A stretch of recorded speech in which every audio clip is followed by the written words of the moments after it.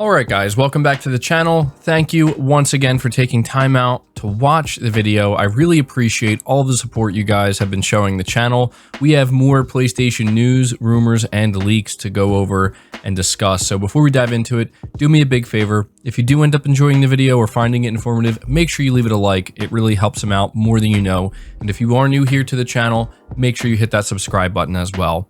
Now the first topic we're going over, I'm going to let you know right off the bat. It's one of these situations where, depending on how you feel about what it is you're looking at and what it is you're reading, you're going to come to your own conclusion, just like I've come to my own conclusion.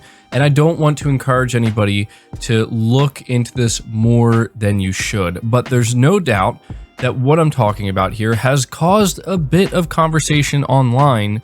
And I think it's understandable that something like this would cause people to kind of, maybe begin to speculate, and some people to maybe even just, go completely off the deep end instantly. I think it's funny because a lot of people think that that's what I do, and I guess maybe that is how I come off sometimes, especially on Twitter. But, I don't want to say that what we're going over here is definitive. But anyway, I'm rambling at this point. What I'm talking about is the official Bandai Namco US Twitter account. They posted randomly today, "I've walked from the lands between to the PlayStation headquarters. I wonder if there's a trophy for this accomplishment." And there's a picture that is of the PlayStation HQ. And in front of it, you see the pot guy from Elden Ring, which is pretty funny. And this really kind of set off a wave of speculation for obvious reasons. As of the time of this recording, Bandai Namco US did not do this for any other video game publisher or company. It's not like they did it for Xbox or Nintendo or Valve or anything like that. As of right now, it's just for PlayStation. And on top of that, they got a response from Insomniac Games that says, "Head south and visit us in Burbank." Right? And so, as you can see, this has caused a lot of people to kind of turn around and be like, whoa, what is up with this? Right? Is this a possible tease of something that's about to happen? And obviously the first thought that comes to a lot of people's minds is acquisition. Is Sony going to acquire Bandai Namco? Is Sony going to acquire From Software? We've already talked about how, the acquisition of From Software would be a bit more complicated because they're owned by Kadokawa Company and whatnot. So, if Sony were to acquire Bandai, it's not like they would suddenly acquire From Software and all their IP. It would be, as I said, more complex than that. But, this is what people are saying. But there's also a big argument from a lot of other people saying that this is in no way indicative of any type of acquisition or merger or anything like that. This is just simply marketing. And I do have to agree that there is a very good chance that that is absolutely all this is. It's just Sony, and Bandai Namco, co-marketing here a little bit, getting people hyped up. I pointed out not that long ago how Sony seems to be shining a very bright light on Elden Ring and From Software specifically, with multiple PlayStation blogs dedicated to the game, as well as the creator of the game, Hidetaka Miyazaki, talking about his favorite boss battles, getting other PlayStation studios to talk about this stuff. And so, coming off of that to then see this, it makes people kind of start to speculate, because the reality of the situation is we are in a period where anything can happen. Anybody can buy anybody, and it's more likely at this point in time that somebody will end up getting bought up than not. That's just where we are right now. So I cannot fault or blame anybody for looking at this and thinking, I think Sony might be looking to acquire Bandai Namco, or this might be some kind of hint or tease. It is worth noting that when it comes to prior acquisitions, nothing has ever been explicitly teased by Sony or, the entity that was going to be acquired. That is absolutely worth pointing out here, again, so people don't get overly excited and kind of get their expectations out of whack here. So yeah, I just thought that I would mention this to you. You can make of it what you will, and honestly, I'm going to be really interested to see what you guys have to say about this. What do you make of this? Do you think that this is just simply marketing and Bandai Namco and From Software are expecting Elden Ring to sell really, really good on the PlayStation and they want it to sell really well on the PlayStation? Or do you think that there is more to this than maybe meets the eye currently? Let me know down below.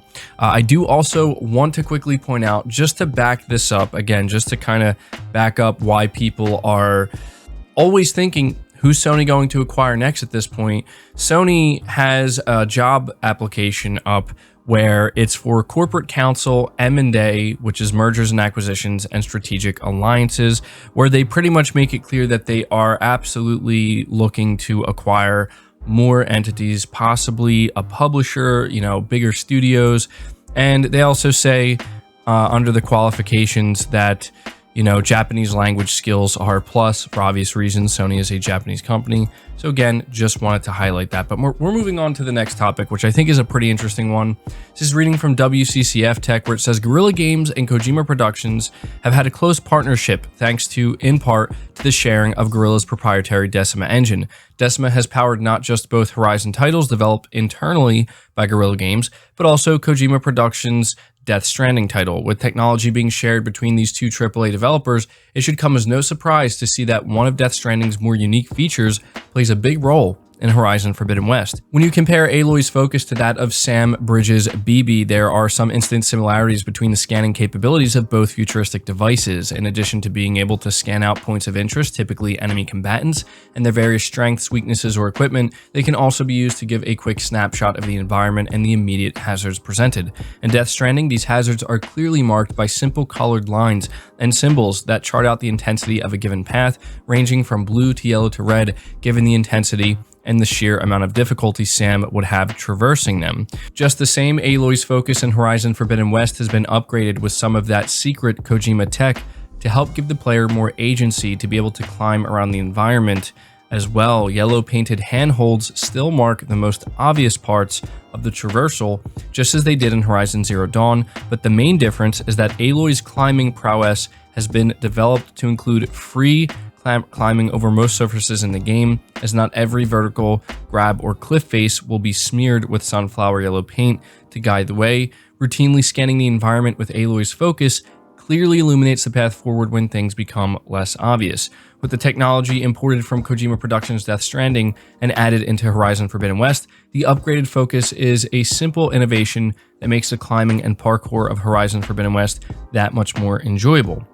So I wanted to be sure to just briefly mention this to you guys because this is something that we continue to see between PlayStation studios as well as their partner studios that they work very closely with. In particular, Kojima Productions has worked very closely with Sony and specifically Guerrilla Games using their own engine and whatnot. So, it's really cool to see that they're kind of bouncing back and forth and helping each other with the development of their new games. Continuing to talk about Horizon Forbidden West, we are specifically highlighting what the technical director had to say about Horizon Forbidden West, the PS5 version versus the PS4 version. And considering there's been a lot of talk about these different versions, I just wanted to mention what they're saying about it. So he says, from the start, we targeted having higher fidelity characters, high fidelity environments, higher fidelity vegetation, everything just for the PS5. So you'll just see different models for the PS4 version, but the same sort of atmosphere throughout the game. I'm quite happy how it turned out. I'm very proud of the PS5 version, but the PS4 version has the same sort of atmosphere, same sort of feel. Of course, it's a generation older, but it holds up, I think, quite well. So I wanted to highlight this because it seems that Guerrilla Games is feeling pretty good about the PS4 version of Horizon Forbidden West. They're also talking about how they're very proud of the PS5 version, which I think they absolutely should be. I've been looking at more screenshots that have been captured on the PS5 version, and they are legitimately stunning, and it is extremely impressive to see what they managed to achieve. But it's also impressive to see that they can still get this game to kind of have that same exact, as he puts here, atmosphere and just overall feel compared to the PS5 version. So even if you are somebody who's going to play on a base PS4, you're not going to feel like you're missing out on, everything. You're definitely missing out on a significant chunk of, what you could have if you were playing on the PS5, but still, in general, you're going to get the same atmosphere, the same overall experience. And I think to most people, that's going to matter more than anything else in the end. But the final topic we're talking about here briefly has to do with the upcoming Last of Us HBO series and how apparently it's not expected to premiere until 2023, which I think is a bit of a surprise for most people because I think we were all pretty much expecting this show to drop this year. So reading from PlayStation Universe, it says a new report has just revealed that The Last of Us fans hoping to catch HBO's new show this year will have to wait. Website Deadline reports that it's not expected to air until 2023, according to HBO's Chief Content Officer, Casey Bluys. Quote, it's not going to air in 2022. They are still shooting in Canada. I imagine you will see it in 23. I've seen some early episodes and I'm very excited. Craig did Chernobyl for us. He is a fantastic writer and director. What I've seen looks amazing, so I'm excited for it, but it will not be in 2022, end quote. So while it may be a little bit upsetting to hear that we'll be waiting longer than what we would have hoped, it is at least good to get these words of encouragement, which I agree. You know, they're giving us a little bit of insight into, the first couple episodes of the show. And I mean, obviously this is somebody who is involved with the creation of the show, so they're not going to come out here and say, oh, it doesn't look good. But I think that a lot of people have high hopes for The Last of Us. We know that HBO cares very much about quality, and I think that that's exactly what people are expecting with this series. So yeah, it's unfortunate that we will have to wait a little bit longer, but still, I'd rather wait and make sure it's a quality show and we get something that's really good in the end than them feeling like they have to rush it out or something. So yeah, that's going to do it for the video, guys. I hope you did enjoy it. I hope you did find it informative. Be sure to leave it a like if you did. Subscribe if you're new. Hit the bell notification icon and feel free to share the video out on top of all that. But until next time, guys, take care.